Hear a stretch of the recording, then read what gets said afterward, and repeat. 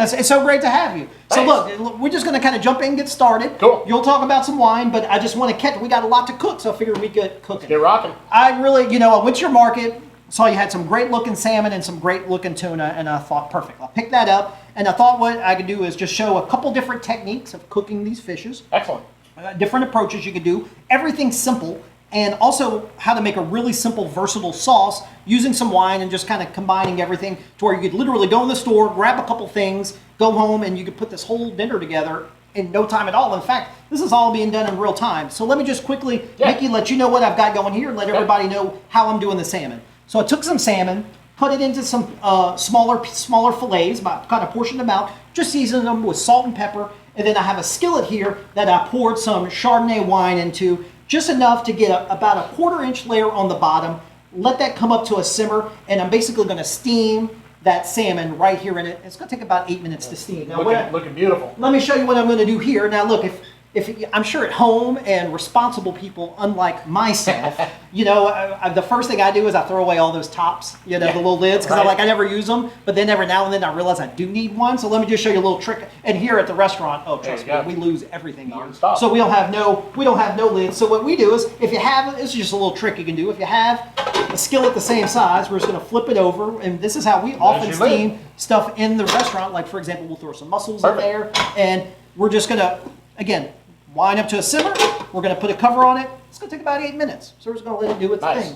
So, first of all, next let's move on to making this sauce. You got some champagne. I do. Tell me about cooking with champagne and why you think that's an interesting benefit as opposed to cooking with white wine. Yeah. So champagne or sparkling wine, Prosecco from Italy, Cava from Spain, or whatever, is a beautiful wine to drink with most of the foods that people cook. It's very versatile. It pairs better with sushi and fish and vegetables and all that than most any other wine because of the effervescence, the bubbles, and all that kind of stuff and what's going on in there. But in particular, when you're making a sauce, and when I look at your recipe for today, I said, I'm going to bring this JCB number 21 champagne, Jean-Charles Boisset, one of the James Bond of the wine world, this guy, and I can tell you stories about this guy. But the reason I choose champagne sometimes is the bubbles really do add to the sauce, I find. When I'm cooking at home and I use champagne instead of Chardonnay or a still wine, it just kind of adds a little pizzazz to the sauce that still wine doesn't quite give you. You get all the same flavors because champagne is typically made out of Chardonnay. But it just adds that little, almost like a spice. 100%. And going back again, kind of the effervescence of the bubbles. One thing, because this sauce is going to come together so quickly, you're not really going to lose all that. So it's going to add a little extra layer of, man, look at you, like a pro. Whoa. Oh, look what I said, like a pro. Nice. But look, we're going to just go ahead and pour that in there. No big deal. Look, we got it. Man, don't worry about that. That's just a little for the champagne, for the food guys that we gave that up to. Just gonna lick my hands later. But what we got going on here is that I 100% agree that the bubbles are going to add a little lightness to the sauce. Absolutely. So in this saucepan, just so you know, I went ahead and started sweating down just a little bit of red onions. If you want to hand me that garlic right there, I'll take that. Yeah. And when you say sweating down the onions, what is the end game that you're looking for in the onions? Is it a color? Is it a clearness, or what are you looking for? Well, that's exactly right. Anytime we say sweating, I just mean to lightly cook something till it gets a little translucent. Okay. I'm not looking to do it over too high. I like a good heat, but not so much heat that it's going to really caramelize or start to turn those onions brown. I want to keep them kind of translucent, and then by slowly cooking them, they're going to kind of just sweat down and become a little translucent. Ain't nothing like onions and garlic cooking a little bit of liquid. Well, I mean, this is just so easy. I mean, like, it's all this is just so simple, so classic. That classic kind of French cooking that makes sense. We got some onions. We got our wine in there. We got our garlic. This is just a quick little squeeze of lemon juice. I mean, acid, baby, acid. You can never go wrong with lemon juice and acid on your sauce. I mean, seafood and acid and just pair so well together. You got a question, Jesse? What you got, Jess? Our friend Annie, she wanted to know, did you put butter or oil in your pan first? Oh, I use a little bit of olive oil, but either one would have been fine, Annie. Because we're just starting to quickly sweat down these vegetables. Just anytime I use extra virgin olive oil here. Extra virgin olive oil is my go-to vehicle for cooking something in a skillet, my go-to fat. I think it provides the best combination of richness and flavor to anything you're cooking, whether you're searing a steak or a chicken breast, Sure. or starting just to cook some onions.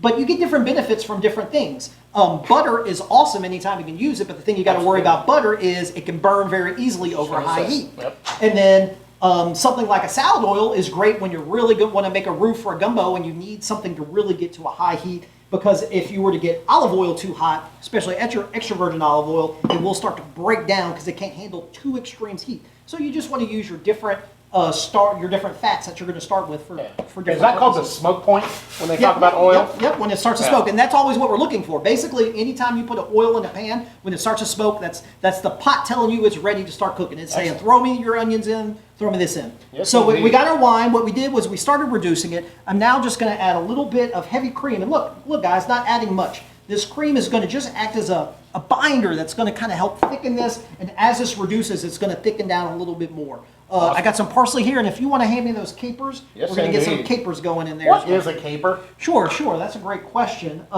So capers, capers are found all throughout Mediterranean cuisine. Okay. So whether you're having veal piccata and it's got capers in it, or you have a classic French tartar sauce which has capers in it, or even Spanish cuisine will feature capers in it, all these kind of Mediterranean areas. But basically, capers come from the caper tree.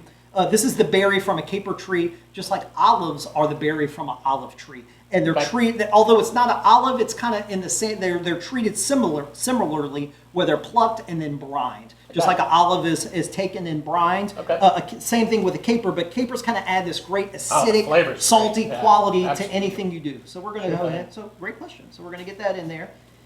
Let's just go ahead while we're cooking. Let me show you how this salmon is coming together with that sauce. So it's just been a few minutes. Leave that on there, and actually that's probably looking pretty good. So I'm going to set this to the side because we got to start thinking about our tuna.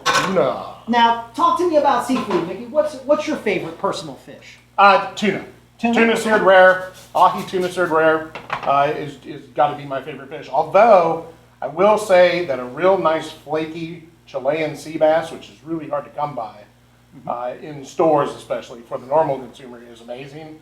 But seared rare tuna has to be my go-to. Oh yeah, and I love seared tuna, and I agree with you. If I want a nice meaty fish, I love tuna or salmon are great go-tos for me. Yeah. I love salmon just because it's such a unique fish, from the color to its flavor to how versatile it is. Yeah, absolutely. But then also you can't beat. Man, we're spilling everything today, man. You can't beat. For me, just good old speckled trout. I like a nice flaky fish that you just kind of quickly saute in a little butter, little lemon juice on top of it. Now look, everything we're doing here today, Mickey, is we're just seasoning everything with salt and pepper. We're not getting too crazy with any spices, although, of course, any herbs that you wanted to use or anything like that would be fantastic for this. Yep. But we're not getting too crazy with all that. We're going to let this simmer here. And yeah, so let's talk about tuna just for a second. Okay. I got the tuna, I got it all cleaned up, seasoned each side with some salt and that good cracked black pepper. And now with tuna, of course, your personal preference. I'm not the food police. I'm not going to come to your house, but we're going to sear it. We're just going to quickly sear it on each side. Indeed. So again, going back to how we were talking about heat and pans and all this, I got this pan on just turned all the way up. I even let the pan sit here for a second before I do anything with it. I'm using Teflon because Teflon, especially when it comes to cooking seafood or fish, just will make your life easier. You don't have to worry about something sticking to the bottom of the pan. But even if you were just using a non-Teflon coated pan, as long as you have your skillet really hot, when you put that hot fish in here, it's going to kind of cauterize and caramelize the bottom of it, and you don't have to worry about it sticking. Yep. If you find you're at home and your seafood's sticking on your pan, it probably means that you didn't have your pan hot. Exactly. Same tip when you're grilling. You'll get that If it's grill sticking to the grill, hot first. You put your steak down, it's not going to stick. You put your steak on and let it heat up, it's going to stick every time. So what we have here is we're going to go in here with our tuna, and we're just going to start to let it sear. And look, I like to give it just a quick little shake just to make sure it's not sticking. But other than that, you don't have to mess with it because we want it to sit here on that high heat, and we want it to start to get that beautiful crust on the outside. Excellent. let's come back to our sauce. Now again, what's cool about this is all in real time. Sure. So from the time we started here, it's only been maybe about 3 or 4 minutes. We've let it reduce. And what I like to talk about, Mick, is I like to look at the bubbles. Yeah. Whenever something first starts to boil, you'll have lots of bubbles and they'll be very rapid. Look, if I can show this right here. Look, it's very rapidly boiling.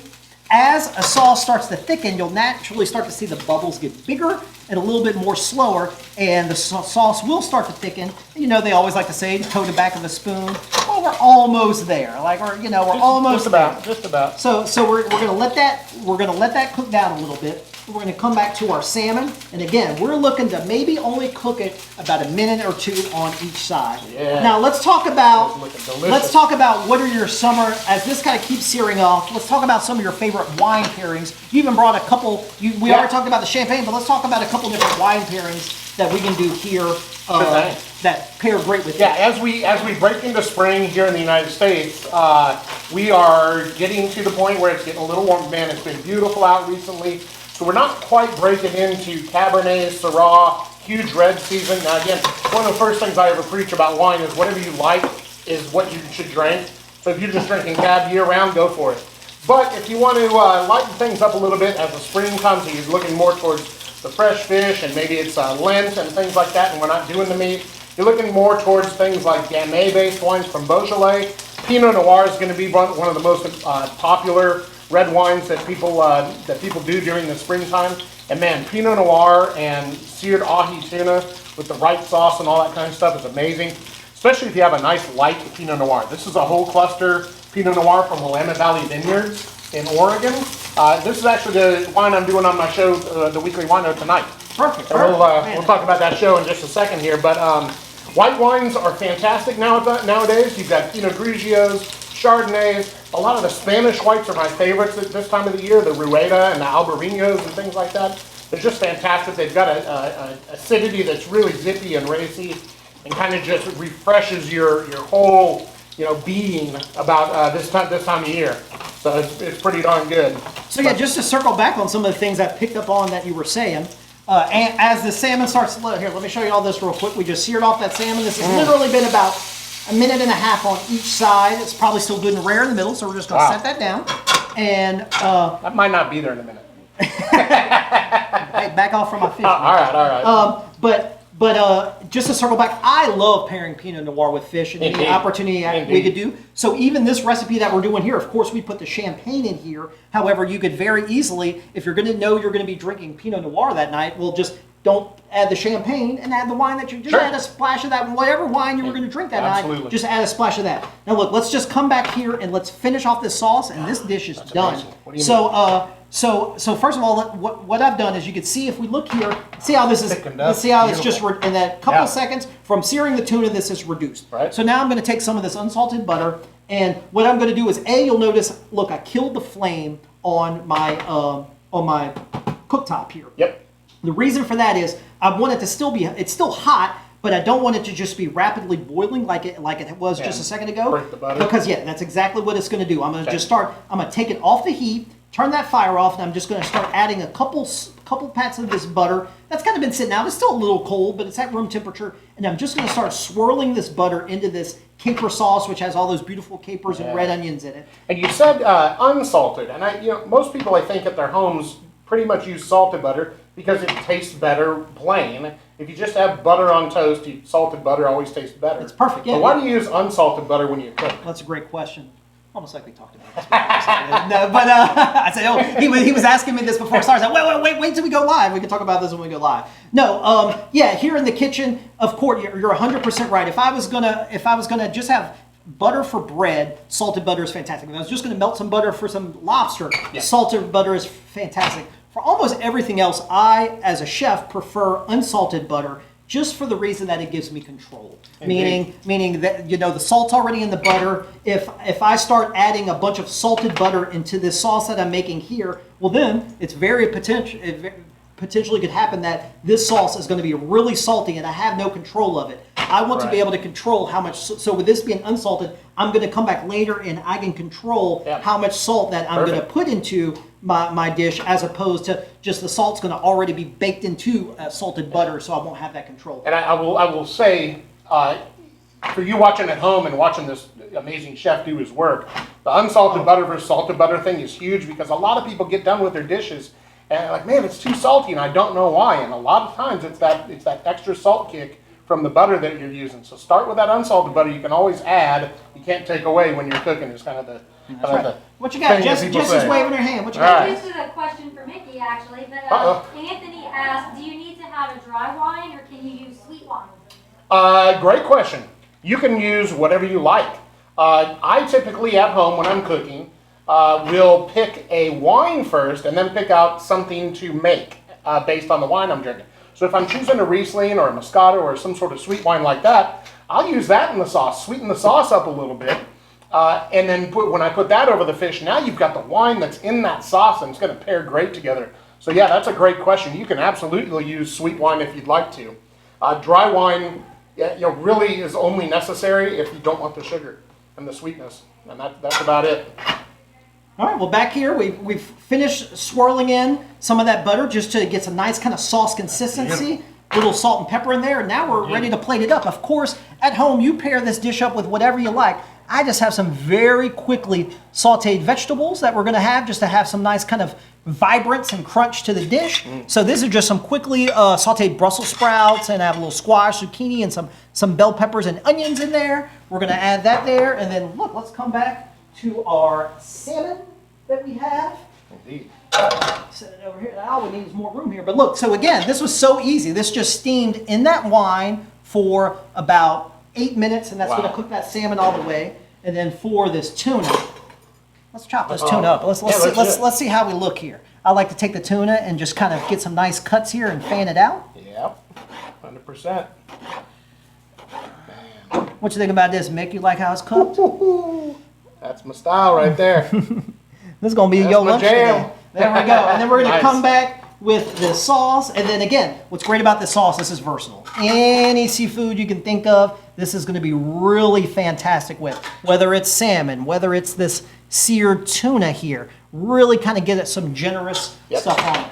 Look, as we finish up, Mickey, first of all, man, thank you for coming on. Absolutely. It's been great having you. I love, we don't talk about wine as often as we should, and it's great to get your perspective on it. And if you're looking for more, definitely tune into your Wino show. But let's talk about a few things we have coming up. We have coming up, in conjunction with Ralph's, we have our wine gala we're going to be doing here. Yeah, so twice a year, when we're allowed to, we have our wine gala here at Houmas House. Ralph's is right around the corner. And we've got a great partner here in Houmas House, and we do our wine galas. So the Spring Wine Gala is coming up on April 30th. That's a Friday evening from 6 to 8:30. It's weather permitting. We'll be right out in front of the house at Houmas House, under the oak trees, under the stars. It's an absolutely beautiful setting. We have 75 to 80 different wines to taste, all the food you can handle, a live jazz band. We give away wine. We give away wine dinner, the best dressed and all that kind of stuff. It is a Kentucky Derby themed event. So ladies, get out your dresses, get out your hats. Guys, seersuckers or whatever you got to do. The Derby is the next day, so we do this awesome theme. There will be some bourbon, some mint juleps, and Lily Rose cocktails there as well from the Derby. And we raffle off a trip to Napa Valley. So for $10, you can win a trip for Napa Valley for 4 people. $10. You got to be present to do it. You can't buy the raffle tickets online or anything. And then we also, for the best dressed, we have some prizes that we give away, like a wine dinner. I come to the house, cook. Maybe you come with me. Oh, well shoot, we just instantly raised the price of that raffle ticket. I just made you busier. Not that you needed something more to do. But, and wine, home wine tastings, things like that. The tickets are available online here at Houmas House or at Ralph's website, which is ralphsag.com. And they're $50 a piece. It's a $125 event that we only do for $50. All the proceeds go to the Houmas House Foundation, which is a charitable foundation here at Houmas House, which is fantastic. They do some great work, so we partner up and do that. Yeah, it's a great event. Again, I can't stress enough how much these events that whenever we're able to do these events on the front lawn, it's like nothing else. Oh, it's unbelievable. And y'all do Yeah. such a great job Thank you. with all Yeah, the different it's varieties. awesome. I'm looking forward to just coming as a guest. Indeed. Mickey, so great to have you, man. Absolutely. Thank you so much for being on here. Guys, give this recipe a try. Let us know how it works out for you, and we will see you next week. Yep. Come see me tonight, 7 p.m. live on Ralph's Facebook page, The Weekly Wino, every Thursday. I'll be there.